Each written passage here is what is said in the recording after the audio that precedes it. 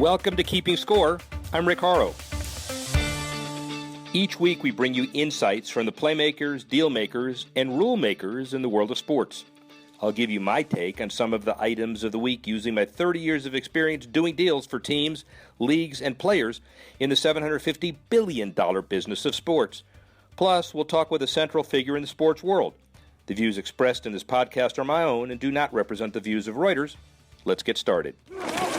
I'm in L.A. and the headlines are prolific. I also worked with the NFL as their strategic development advisor on stadium situations for 12 years. This is a predictable, consistent, understandable result. The NFL has increased its value, and by a vote of 30-2, the NFL owners allowed the Rams to move to L.A. for the 2016 season, gave the Chargers 1 year till January 15 of 17 to negotiate for an Inglewood co-tenancy or ownership, and the Raiders a year after that if that doesn't work. The bottom line is the Committee on LA Opportunities, comprised of 6 NFL owners, backed the Carson site, but when the recommendation reached the floor, 20 votes in the first ballot for the Inglewood site, 21 in the second vote. The outcome appeared inevitable to Roger Goodell, and he started a monumental negotiation with Oakland Raider owner Mark Davis and Dean Spanos of the San Diego Chargers to try to craft a solution.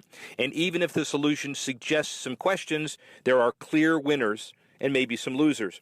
The first winner, the stadium situation itself. The vision of Stan Kroenke is a 300-acre project of about $2.6 billion on the stadium and maybe $15 billion on real estate.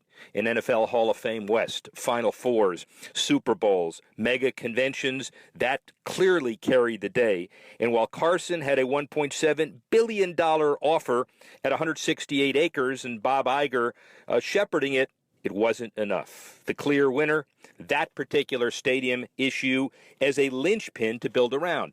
The second winner, leverage. Well, you think about the Raiders and the Chargers without a current home, but their options give them significant leverage. Oakland Mayor Libby Schaaf says that, quote, "I'm excited to have this chance to rededicate ourselves." The Chargers situation, San Diego Mayor Kevin Falconer said he remains committed to negotiating in good faith. The bottom line is there are options for both teams all up and down the coast, and you'll see the leverage created over the next year and a half, and obviously both teams need that leverage along with $100 million the NFL gave them as well. But there are clearly losers. And the first one, the city of Carson. The NFL sealed the deal. The mayor of Inglewood, James Butt, says it's a transformative moment in our history, but in Carson, it is clearly not. They put up $1.7 billion and a public-private partnership and have Bob Iger shepherd it, and the loss may haunt them for years. The second loser, St. Louis.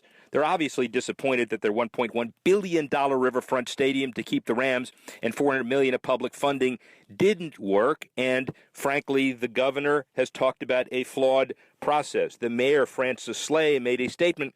St. Louis is a great place to live and build a business with or without NFL football.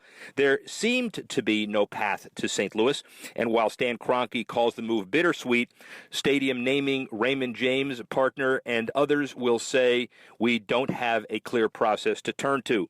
The final loser, probably the Raiders. I said they have some leverage, and Oakland's going to rededicate themselves, but they've shown no clear path to creating a stadium previously, and they may not now. And remember, the Raiders are in third position to go to L.A. only if the Chargers don't get their first deal. And while $100 million is good, and they do have some options, they don't have a path for this year or the next years. And Mark Davis faces the Raider Nation with a bit of uncertainty, but also you're going to be hearing about, I suspect, Oakland, as well as San Antonio, as well as Toronto, as well as maybe Vegas, as well as maybe a flip-flop in San Diego. Obviously, this just starting. Now, from the changes at the NFL to the changes in sports sponsorships, I talk beer marketing with former Anheuser-Busch executive Tony Panturo. Rick Horrow with Tony Panturo, the CEO of Panturo Management, but more important than that, probably 26 years at Anheuser-Busch, an icon in the sports space, involved in more sports sponsorships than anybody alive. How's that? Is that right? Is that about accurate, Tony Panturo? That sounds good. Yeah. It sounds like somebody else, not me, but I'll take it. Well, but you'll take it because it really is true. In Anheuser-Busch, when you began there, was emerging in the whole sports sponsorship world. But really, when the landscape started there years ago, was the attitude that sports sponsorships, being involved in sports, would drive the business in some context? How did it grow from where you started to that prolific machine? Well, the interesting thing, I started at the end of '82, so before LA Olympics in '84, and I'm not even sure the term sports marketing was there. There were two different words. I'm not sure they were ever put together. Anheuser-Busch had 22 market share. Miller had 22 market share, owned by Philip Morris. And there was, okay, who's going to fight their way to the top? And August Busch III took over as CEO and said, okay, where does the beer consumer spend time? You know, today's world of analytics, you could go do a lot of research, but it was pretty instinctual to say, okay, sports, let's go own sports. But really, let's go talk to the beer consumer. I left in 2008, we had 50 market share, and Miller had like 19 and Coors had 10. So we were given the assets and we were given the empowerment and challenge to go be a voice in sports, and it worked. And when you say given the assets and the empowerment, you really were. I mean, when you think of the Super Bowl ads and NASCAR, give the listeners some sense of the diversity and the dollars attached to all those assets. Well, I don't think any other sponsor, even today, touched as many sports. There's almost not a sport we didn't touch in the United States. So we were official beers of NFL and Major League Baseball and NBA and NHL, MLS when it first started, NASCAR.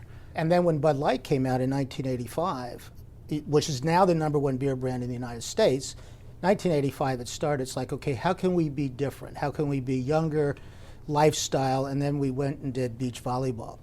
We went to a crazy bull rider named, well, he actually came to us, Tuff Hedeman, and said, the most interesting thing about rodeo is the bull riding. Let's do bull riding. That became the Bud Light Bull Riding Series, which has now become a very big deal.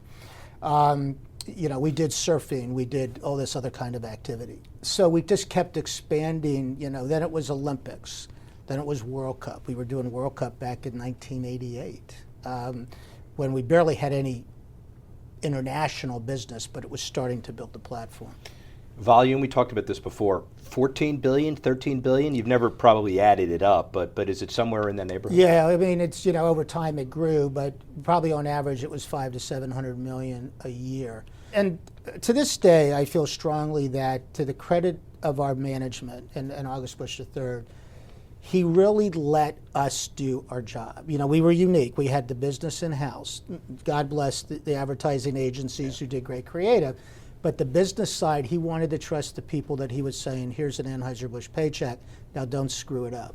He gave us space. And we always knew, you know, we were never under contract. I always loved to hear some of my peers say, oh, I have a 3-year contract. I said, I have like a 3-minute contract. Because the minute you lost trust, you knew, just keep walking. Don't come back after that cup of coffee.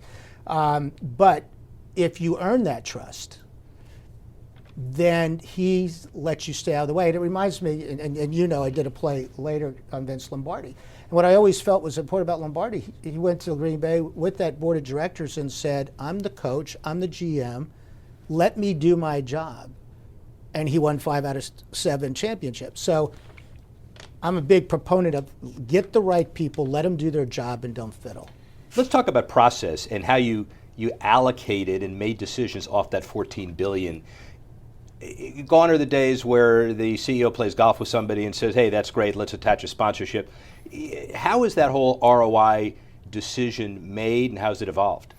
Well, we really thought we brought logic to it, because in those days, take teams. Yeah. They were like, okay, we have a stadium. Well, there weren't signs. You go back to the 80s, there weren't signs like we see today in outfield or in ice or dasher boards. But the team would say, well, you're the beer. If you want to be exclusive, it'll cost you $1 million or more. It's like, well, how did you come to that? Well, that sounds like a nice round number. Yeah, right. Well, let's build some logic. Let's build a platform. We only get to 500,000. Now, it's not so much the money, although you always want to save the corporation money, but find me value for that other 500. And we had our own formulas and our own basis of comparison, and said, well, what about a sign in left field that gets TV exposure? Or what about, you know, a banner on the stanchion? So a lot of this stuff came out of the conversation of a team wanting money and then trying to figure out the assets that they had that they weren't necessarily always clear they had. I remember we once had a presentation from someone out in LA with the Lakers who gave us all the height and weight of all the players, and that was going to make it a good sponsorship because they would be a good team. Well, they probably were a good team, but that wasn't the logic we needed to do a sponsorship. And there were probably a lot of other situations as well. And there are companies that do nothing but that evaluation right now. Were you ahead of your time when you did that, basically? I think we were. I mean, because what we did is created a CPM per square foot for stadium signage. Because there was no metrics for, there was outdoor, traffic going by a sign on Highway 40, 10, name the highway. But there were no metrics. First days of cable, cents per subscriber. How do you come up with a CPM? And you couldn't always, ESPN came in and said we have 10 million homes with broadcasters with really bad yellow sport coats that are good with no assets. Yeah. How do you put some metrics on it? So we would create sort of our own metrics, but it became some of the industry formula. If you had $1 to spend on an endorser, television ad, a sponsorship, or a logo on a jersey, let's say, where would you spend the buck? I think the first buck in sports is local. I think sports is very much local. It's your team, it's your passion.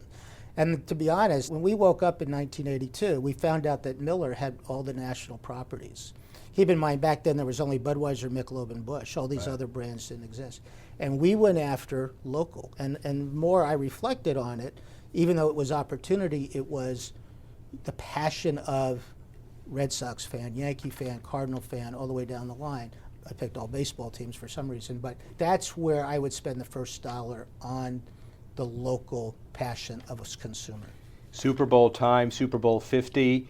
How did you feel the first time you walked into your boss's office? You're supposed to earn the trust, and the ads were $500,000. Today they're $5 million for a 30-second spot, and we're going to buy 20 of them. How do you feel about that? Well, it was interesting because we went to NBC. Dick Ebersol was there, who's still around, but a gentleman by the name of Art Watson, who was a great leader in sports, and said, we want to be the only beer in your Super Bowl. And that created something called the Bud Bowl, for those that are old enough to remember that, which was Budweiser and Bud Light playing against each other. And we created our own game within a game. Why did we do that? One is we wanted to give Bud Light exposure. Keep in mind, Bud Light was at that point maybe only 3 years old, and create an event and create retail displays in the market. And then I think they sat there and said, well, how dumb can Anheuser-Busch be? We're going to say 5 minutes of advertising, and we said done. Oversimplifying, but it was, let's own this day. And we didn't let go to this day, even with the new ownership. Did you do the frogs, the Budweiser frogs, you personally? Did you do it sober? Were you sitting in a room? How did you do the Budweiser frog? Well, the greatest campaign of all time. The credit, and I need to say is that between frogs and, even I Love You Man and What's Up, you can imagine going to boards. You can picture, the movie scene with the crusty board saying, we want to say, Budweiser, and you can leave now. But again, it was the credit of the company to say, okay, we're going to trust you, let's see. And the one thing we learned about, particularly the Super Bowl, but we had learned is, what's that one common denominator about most things? It's a sense of humor and fun. And so we brought fun to these things. And every time I see a commercial in the Super Bowl, particularly that's so serious and over the top, I just go, you did, I think, just waste your money. Have some fun with it. The guys who spend now $5 million, a 30-second spot, and that's 80% of their ad budget for the entire year, what advice do you have for them? Run? Well, it's so difficult today, and even as we sit here and look at fractionalizing the audience in a very specific rifle shot way, not a shotgun way, it's the one time you can talk to 50% of your consumer base in one shot.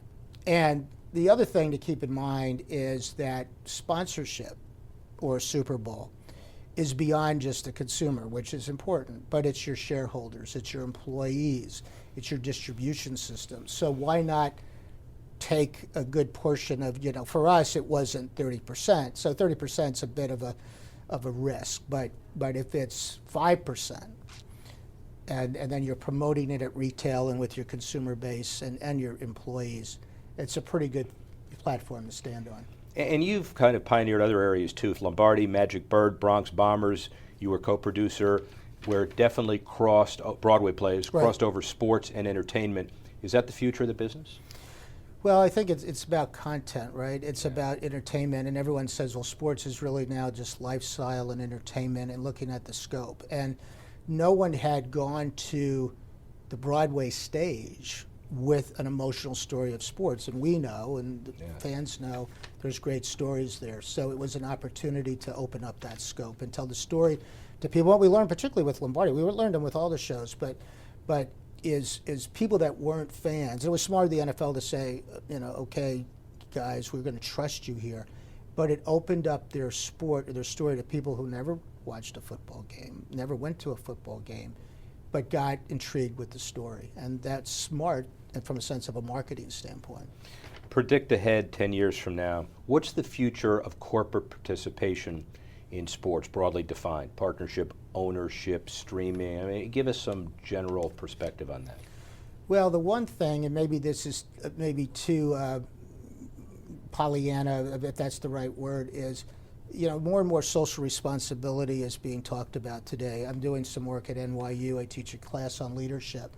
And I would love to see some of this money and this voice, most importantly, the voice of sports, which is so impactful, do some good. For example, if Stan Kroenke, none of us know, leaves to go to Los Angeles after 20 years in St. Louis, and the St. Louis community, for all intents and purposes, supported it, right?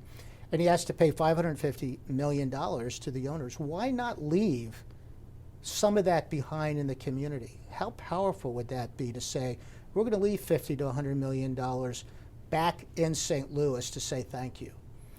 Those are the kind of things, from a social standpoint, I would like to see. The other thing is, and we're watching everyone do it, from Reuters to ESPN to whatever, is everyone's trying to catch us on the run. It's like, we're going to get it to you whether you're standing on 42nd Street and 7th Avenue or you're sitting in your living room, but we're going to get that content to you. Really interesting perspective. So I guess finally, Broadcasting and Cable Hall of Fame in 2010, Lifetime Innovator Award. You're huge. What are you most proud of? I'm most proud of is that I feel I was known, but I also feel our company was known for doing it the right way, for doing it up front and honestly, and having the trust of the community. And the best way I understood that, even though I felt I understood it at the time, was when I did leave and I didn't have the $500 or $700 million, and I walked into Roger Goodell's office and said, I need your NFL Shield and your Lombardi Super Bowl trophy to promote promote Lombardi. And he said, okay, I'm going to trust you. Now, and for what, yes, there was a licensing fee, but all relative. That's trust, and that's what you've earned every day. So as I teach my students down at NYU, it's, you're a brand. You're a brand, I'm a brand. How you present yourself every day will continue with you. And that's ultimately that's what I'm most proud of. Probably one of the most amazing brands in the business. Tony Pantoro, thank you very much. Thank you very much. Thanks for listening to this edition of Keeping Score. I'm Rick Horrow. The producer of the show is Alex Cohen. Audio producer Adam Wiesen. Technical assistance provided by Jamie Weber, Tanner Simpkins, and Carlos Waddick. The executive editor of Reuters Digital, Dan Colarusso.